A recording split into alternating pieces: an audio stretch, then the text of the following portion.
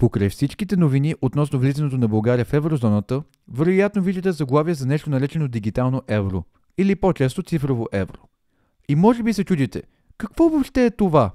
Не, това не е поредната криптовалута. И макар че нашето ежедневие и начинът по който плащаме, може би няма да се промени особено, то може да преобрази европейското дигитално финансово пространство. Големи търговци като Audi, Carrefour, H&M, IKEA и големи доставчици на платежни услуги като Worldline и Nexi поискаха Европейския съюз да се намеси. Техните опасения са, че нещата така както стоят, струват пари, няма поверителност и няма контрол. И на Европейския съюз му хрумва идеята за дигиталното евро.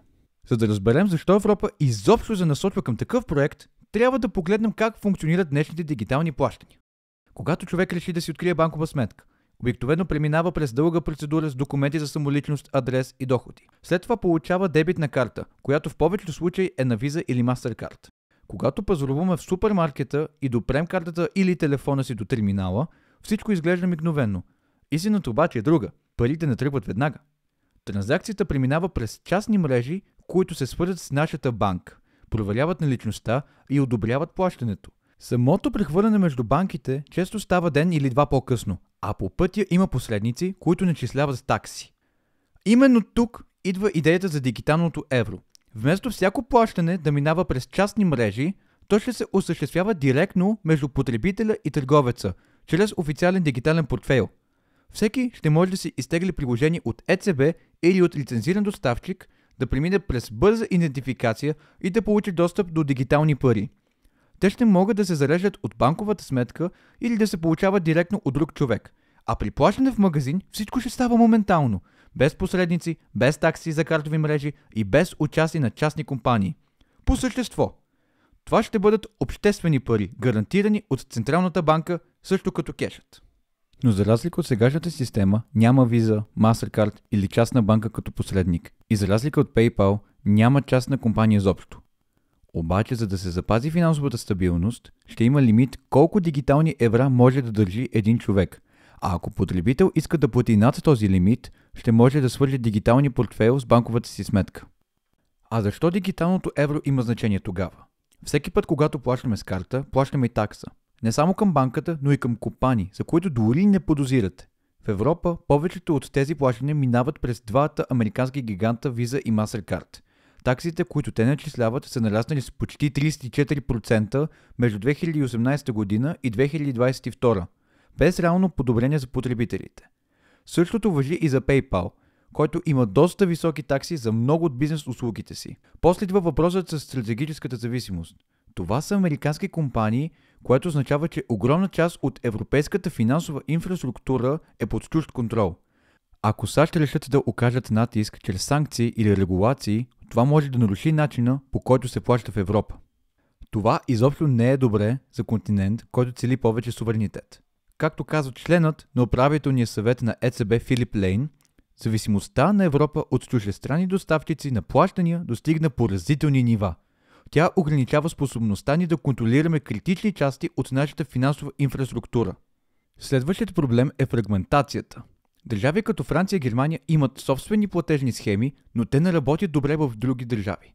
Така че в крайна сметка се налага използването на Visa или MasterCard. Има го и въпросът за неприкосновеността. Всяко плащане с карта създава следа от данни, често обработвани извън Европейския съюз, където общият регламент относно защитата на данните реално не се прилага. И накрая, това приложение блокира иновациите. Европейските компании са принудени да се изграждат върху инфраструктурата на Visa или MasterCard, да плащат техните такси и да следват техните правила. Това прави по-трудно създаването на по-умни и по-евтини алтернативи. Дигиталното евро се разработва, за да реши всички тези проблеми. Няма да има повече такси към американски компании. Няма да има повече зависимост от чужда финансова инфраструктура. Данните на потребителите ще останат в Европа, защитени от европейските закони. Европейските компании могат най-сетне да иновират, без да зависят от американски мрежи. И не на последно място, ползи за нас, потребителите. Няма значение дали някой италианец отишъл да пие кафе в Лисабон, дали някой немец отишъл на почивка в Слънчака или ние пазаруваме онлайн в Берлин. Дигиталното евро ще работи без допълнителни такси и без смяна на приложение при пътуване. Ще работи дори и офлайн. Плащанията ще са безплатни за потребителите и евтини за бизнеса. Особено полезно за малките магазини. И това няма да премахне кешът или картите. Все още ще има избор. Дигиталното евро е просто още една опция и е проектирано да работи дори без банкова сметка, благодарение на публични и офлайн портфейли. Не всички са убедени, че дигиталното евро е добра идея. Някои се опасяват, че това ще даде твърде много власт на Европейската централна банка, особено върху личните ни данни. Въпреки че ЕЦБ обещава силна защита на данните, за съжаление не е невъзможно някой ден то да се използва за следене на разходите ни. Тези страхове се засилват от сравненията с китайския дигитален юан, който вече предизвиква глобални опасения. За разлика от хартийните пари, дигиталният юан е напълно проследим и това дава на китайската държава безпрецедентната способност да контролира финансовото поведение на гражданите си. Някои се притесняват, че ако Европа не внимава, може да тръгне по подобен път, дори намеренията да са различни. Банките също не са очаровани. Ако хората прехвърлят спестяването си в дигитални портфейли, особено по време на криза, това може да дестабилизира финансовата система. Въпреки тези рискове, проектът напредва.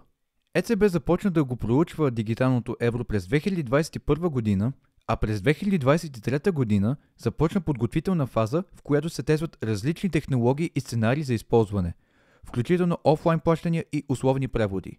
Очаква се тази фаза да приключи през октомври 2025 година, след което ще бъде взето окончателно решение дали дигиталното евро да бъде въведено. Ако политическата воля е на лице, първите дигитални портфейли могат да станат реалност около 2027 или 2028 година. За България темата е особено актуална, защото почти съвпада с влизането ни в еврозоната, планирано за 1 януари 2026 година. Това означава, че заедно с приемането на еврото у нас може да навлезе и една от най-значимите финансови иновации в Европа.